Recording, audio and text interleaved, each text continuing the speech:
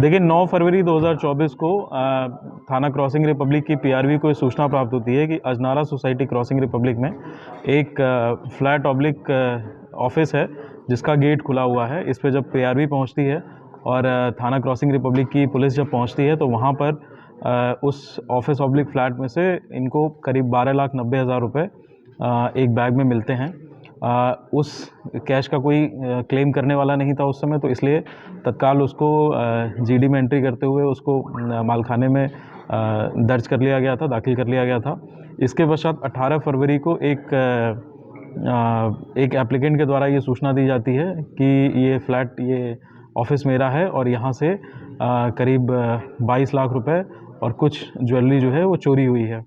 तो इस विवेचना के क्रम में, इस एफआईआर रजिस्ट्रेशन के पश्चात विवेचना के क्रम में टीमें गठित की गई।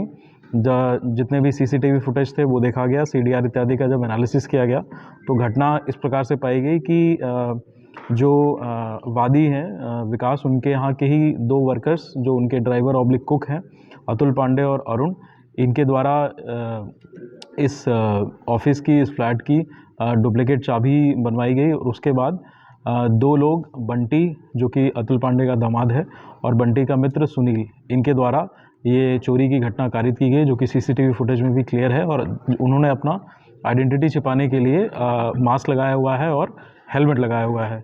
उस सारी सीसीटीवी फुटेज में ये चीज़ें क्लियर है।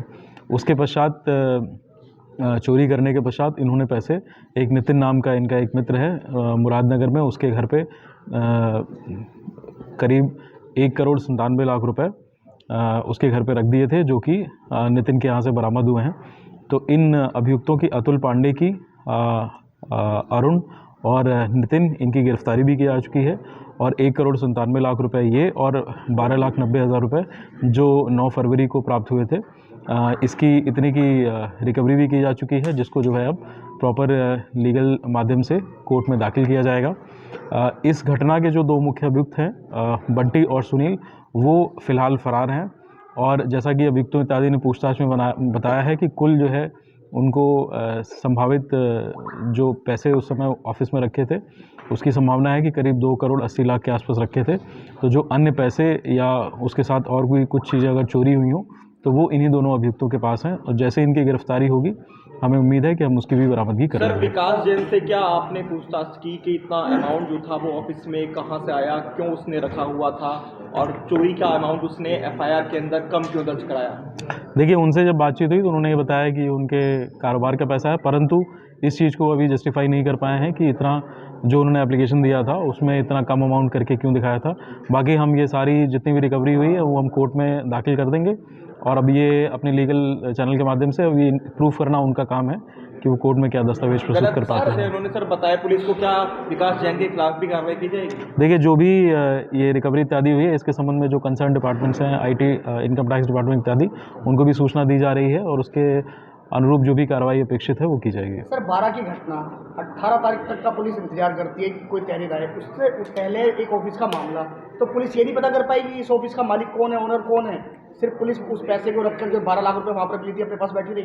नहीं, देखिए 9 फरवरी को जब ये सूचना प्राप्त हुई थी उसके बाद से ही उस चीज़ की तहकीकात तलाश की जा रही थी, परंतु ये जानकारी नहीं हो पा रही थी क्योंकि जो गार्ड इत्यादि हैं उन्हीं से जब पूछताछ की जा रही थी, आसपास के लोग थे, तो उस जानकारी से क्लियर नहीं हो पा रहा था क्योंकि वो एक रेगुलर फंक्शनिंग ऑफिस के तौर पे नहीं था।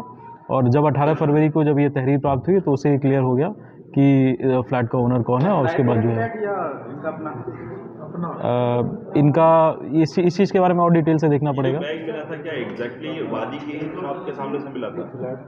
नहीं, ये उस शॉप के अंदर से ही मिला था जो पहले दिन जिसमें 12,90,000 रुपये रिकवर हुए थे। संभवतः ये जो चोरी करने आए थे ये वो हो सकता है देख ना पाए हो, इसलिए वो बैग छूट गया था उनसे। सर, तहरीर 22 लाख रुपए की, 22 लाख रुपए की एफआईआर दर्ज हुई, तो उसके बाद आपको कैसे पता चला कि ज़्यादा इसमें पैसा गया? नहीं, जब ये अभियुक्त पकड़े गए हैं तो उनके पास से इतनी रिकवरी हुई है, तो उससे इतना क्लियर हुआ है कि इतने पैसों वहाँ रहे होंगे, चोरी हुई और इतने जो है इनके पास से रिकवर हुए हैं। इसकी जो दोनों मुकदमे इसकी डिटेल होती है, हत्या का काम हुई, कैसी चीज़ हत्या करी, दूसरे क्रम हत्या का मुकदमा जो दर्ज है, जो दो जो जितने अभियुक्त हैं उनकी क्रिमिनल हिस्ट्री की सारी डिटेल आप लोग को दे दी जाएगी। एक सवाल ये कि क्या वादी ने एक्सेप्ट कर लिया है कि हाँ ये पैसे उसी के हैं? अब ये प्रूफ करना उनका जो है कोर्ट में उनका काम है। बाकी उन्होंने